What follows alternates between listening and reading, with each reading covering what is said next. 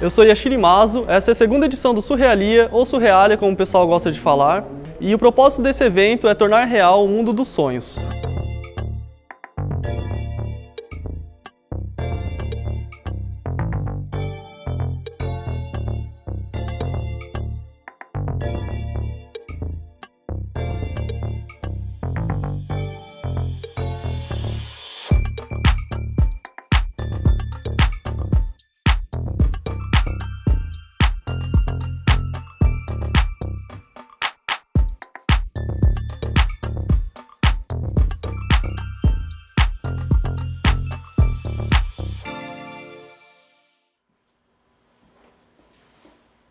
E por que street art? Se na primeira edição a gente queria quebrar com essa barreira, quebrar com o cubo branco, aquela galeria quadradinha e tal, que tem os trabalhos dentro, a partir dessa quebra, o que a gente viu? A rua.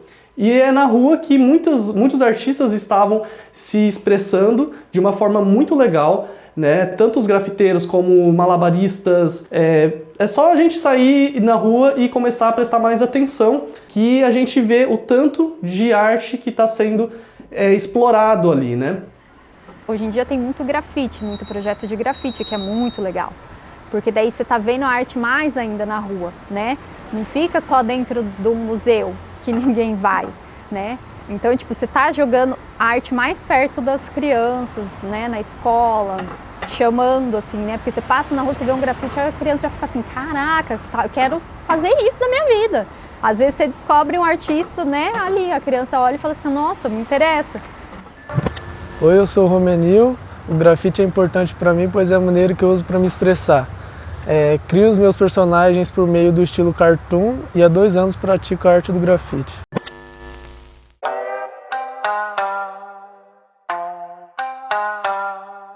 Tantu, teaching you the language of beats. Let's go.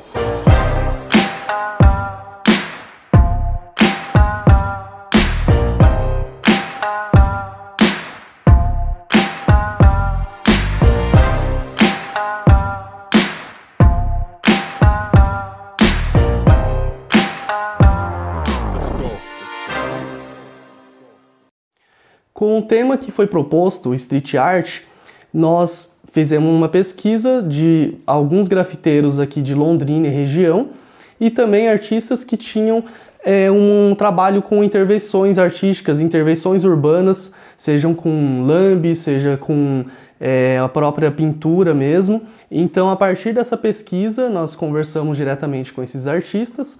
Alguns desses artistas não divulgam o nome na internet, né?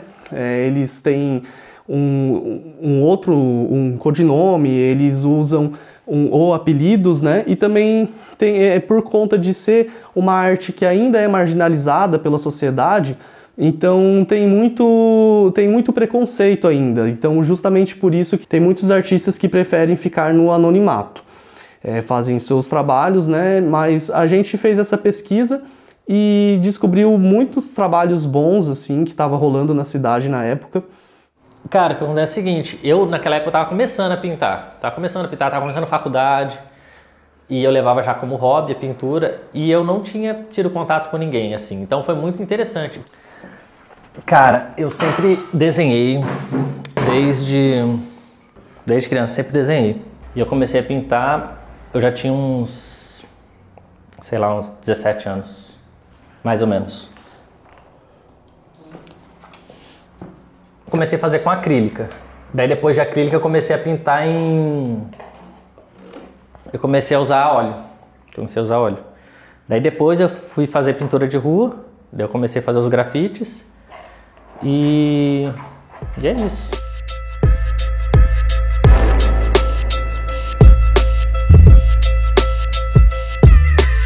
E a street art era interessante porque a gente poderia estar fazendo as live in painting, né, que seriam as pinturas ao vivo, mostrando o trabalho desses artistas diretamente para as pessoas que estavam assistindo, tendo essa interação maior com as pessoas, com o trabalho desses artistas, e mostrar o processo criativo.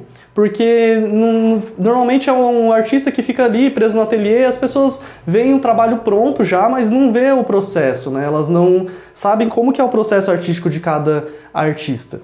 E na Street Art, tanto que nessa segunda edição foi muito interessante, que os artistas que participaram, cada um tinha uma técnica diferente, ou utilizavam ferramentas diferentes.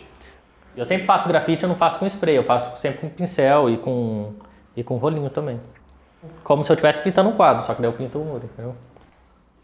Então você via a própria coisa, né, que é a Street Art, diversificada. Então você via o Marquinhos, né, o Marcos Vinícius, pintando com pincel e com esponja, e você via do outro lado o Muca pintando com latinha de spray. Fez, porra, aquele brilho, ficou lindo, né?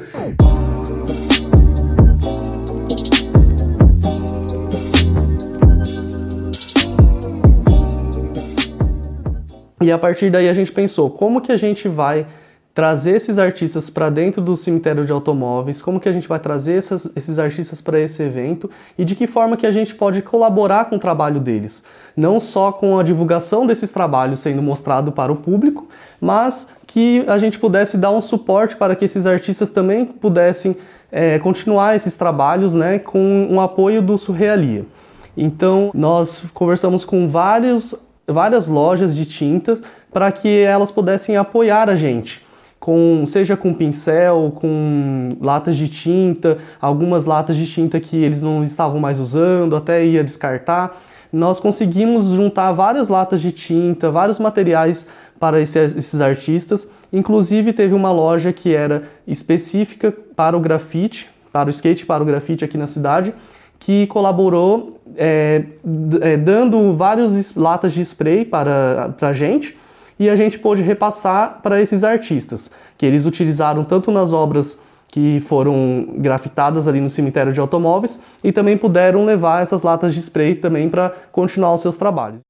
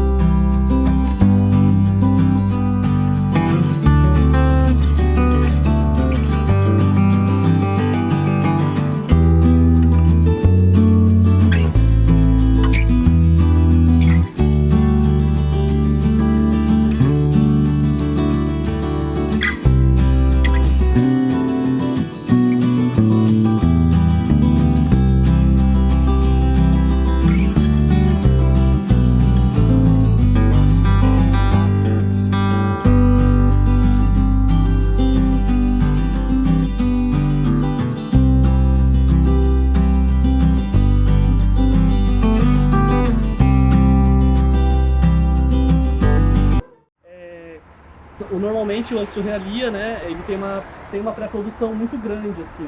A gente tem no mínimo um mês de fechamento com as bandas, né, com todos os artistas. Tem toda essa parte da curadoria também, né, que é a seleção.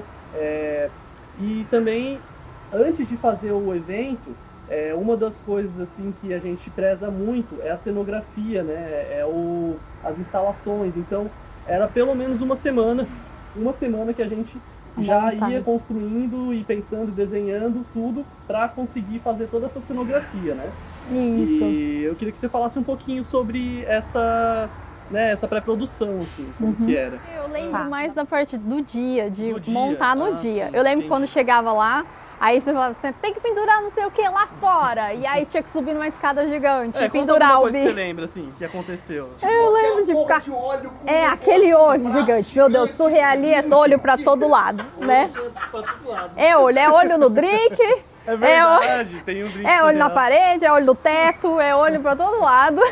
A gente sempre buscou trazer uma identidade com o olhinho, né, que já era o mascote ali do Surrealia, tinha virado o mascote. o pessoal, muitas pessoas tiraram foto com essa instalação, então a gente decidiu que ele ia acompanhar a gente em todos os surrealias, né? Essa instalação chama O Involuntário e é uma instalação que é feita de pano e correntes, né? Então o involuntário é meio que ele tá onde a gente tá indo junto, mas sem às vezes querer estar ali, mas está. Mais ou menos isso. Eu acho que o Big Brother se inspirou no Japa, não é possível. Durante o evento da primeira edição, teve muitos amigos meus de sala que colaboraram com a própria produção mesmo, a própria montagem da exposição, e foi muito legal porque esses colegas, né, de classe, eles já tinham, cada um tinha uma noção diferente, né, tanto de vídeo, outros já tinham uma noção mais de produção, já trabalhavam, né, nessa área também. Tem a Natanaele, por exemplo, já trabalhava no Sesc na época, então ela conhecia bastante assim sobre essa parte da montagem das exposições. Então, assim, essa galera ajudou muito a gente, ajudou bastante. E quando a gente pensou em fazer a segunda edição, eu pensei em chamar essas pessoas que colaboraram com a gente para estar junto na equipe, né? Porque foi um evento difícil de se fazer, né? A gente nunca tinha feito um evento daquele porte com as bandas, música, né? E esse evento foi se tornando multicultural. Para fazer um evento daquele porte, a gente queria fazer algo que fosse que desse um suporte maior para as bandas, para os artistas, que a gente conseguisse trazer mais conforto, de certa forma, também para quem estivesse se apresentando, né? Então foi aí que a gente começou a montar a equipe e dividir certos trabalhos com cada produtor.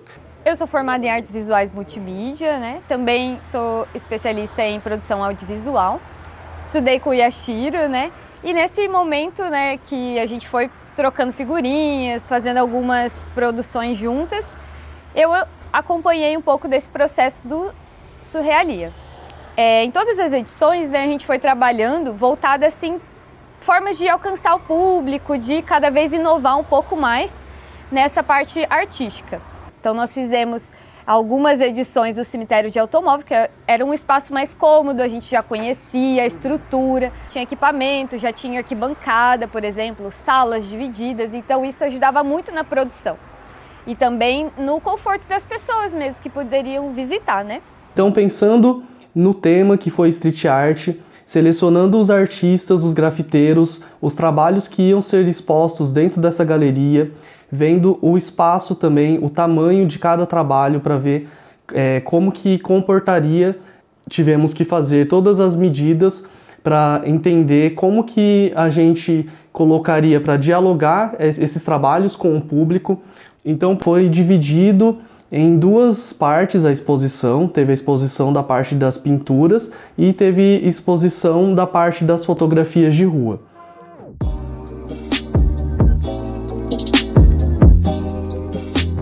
As atrações musicais foram divididas em dois espaços. A gente colocou na Sala Preta um espaço para que os DJs discotecassem e revezando com as bandas que estavam no palco na sala do lado, né, no salão do lado.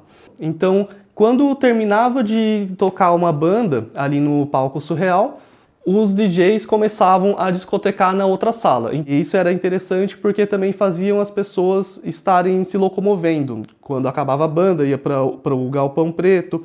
Quando eles saíam de lá, já começava um outro som ali na parte da galeria também, que a gente colocou músicos solos. Então, assim, a música nunca parava.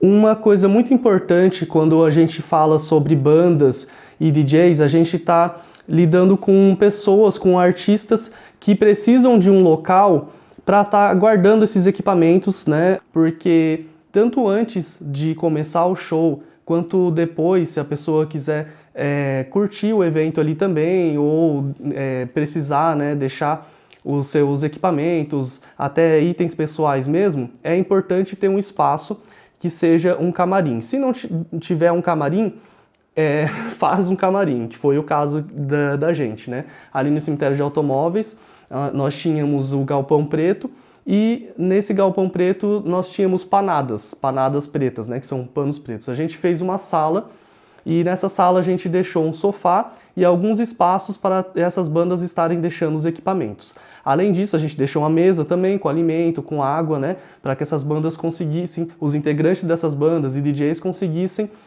estar descansando ali e estar tranquilo para fazer um bom show para todo o público. A estrutura sempre foi muito bem organizada, assim. Eu senti um amor e esmero que o Yashiro e toda a organização tinham, sabe, quando eles estavam organizando. E era sempre um prazer, sabe, comparecer e conhecer o trabalho de tantos artistas aqui da cidade que queriam expor de verdade, sabe, tipo, algo que eles sentiam, assim, era muito bonito a energia sempre. O Yashiro montou uma estrutura que eu acho incrível. Sempre quis fazer uma coisa no mesmo nível, no mesmo cabedal de sustentabilidade de evento. Porque, ele juntou muita gente. No primeiro Surrealia, eram mais artistas daqui de Londrina, e a gente percebeu que tinham outros artistas aqui no Brasil que também trabalhavam com esse diálogo com o surrealismo. E foi aí que a gente abriu para esses artistas estarem mostrando seus trabalhos através do telão com as artes virtuais, ou as artes digitais. E um desses artistas que foi muito importante para a gente, tanto por estar expondo e também estar fazendo esse intercâmbio de conhecimento, foi o Guilherme Kramer. O Guilherme Kramer tem um trabalho com arte urbana, e esse trabalho também tem um certo diálogo com o subconsciente, com essa ideia de caminhar, de conhecer as pessoas, ou até mesmo de não conhecer, mas estar retratando essas pessoas no trabalho dele. E então, pra gente, foi muito interessante abrir para esses artistas de fora, porque vieram vários outros depois conversar com a gente. Então teve, por exemplo, o Danilo Castro de Joinville, teve o Arthur Buendia, que é de Alagoas.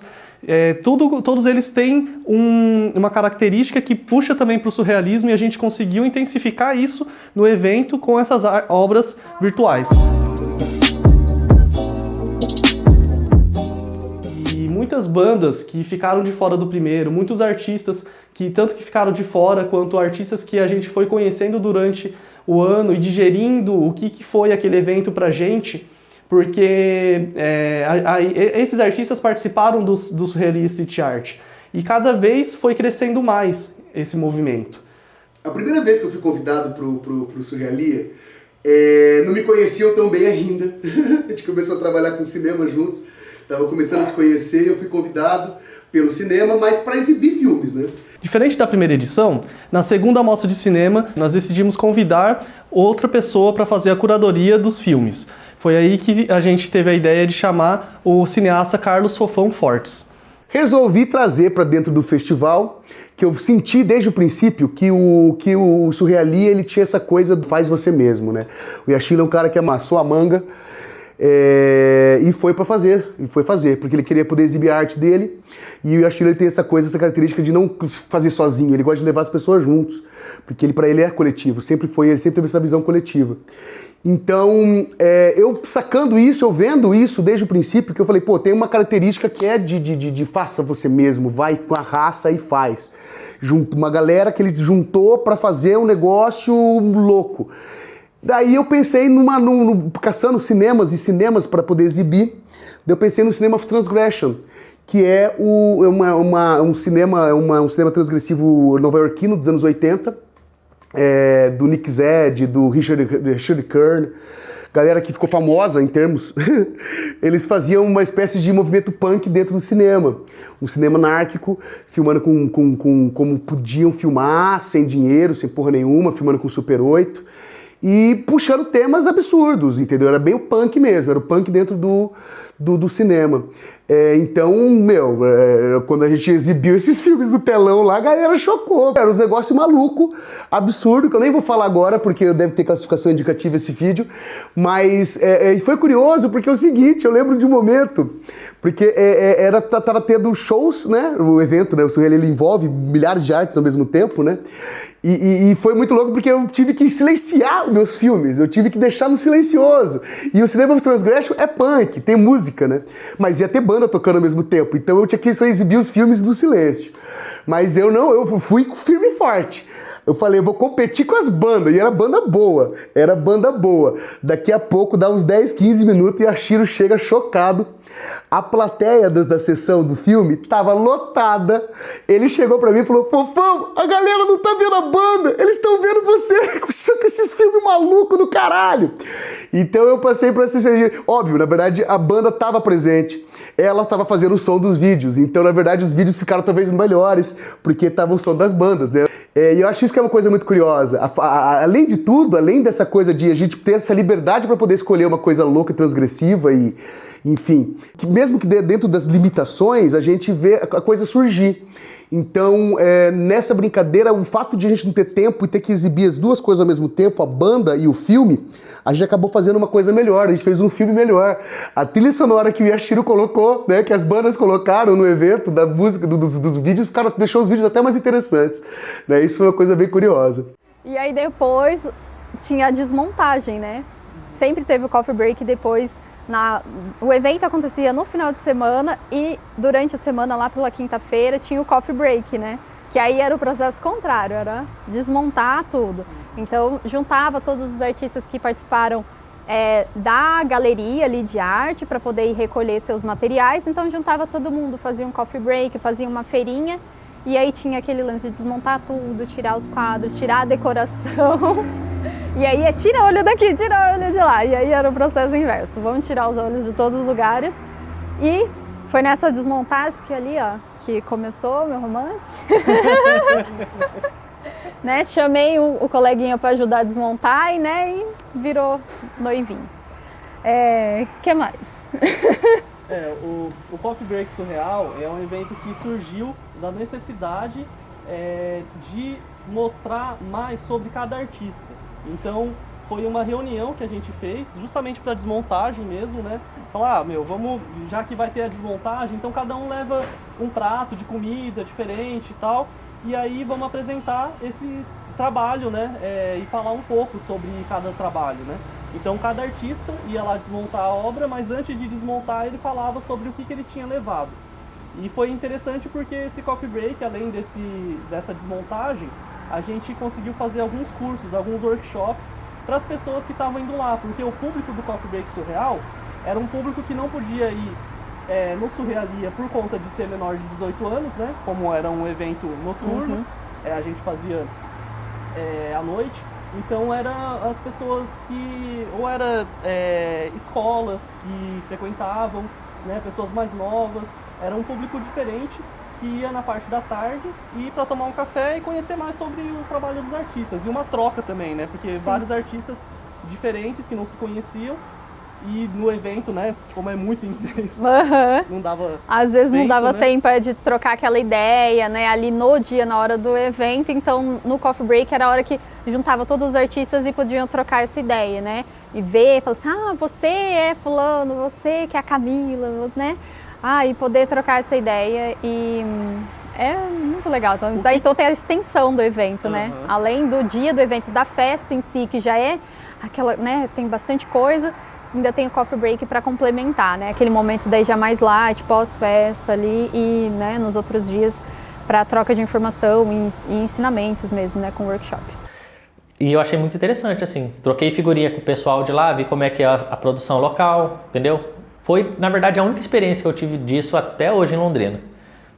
Fazer o Surrealia pela segunda vez foi algo assim que eu e a Camila ficamos de cara assim, quando a gente fez o evento e o tanto de gente que foi, assim, na segunda edição também, para consumir arte, assim, sabe? Foi um negócio visceral, porque era muita gente entrando ao mesmo tempo, pessoas que a gente não conhecia, pessoas que conheceram o Surrealia através das mídias, do boca a boca, ou até mesmo que estava passando na frente do cemitério de automóveis e quis entrar ali, e se deparou com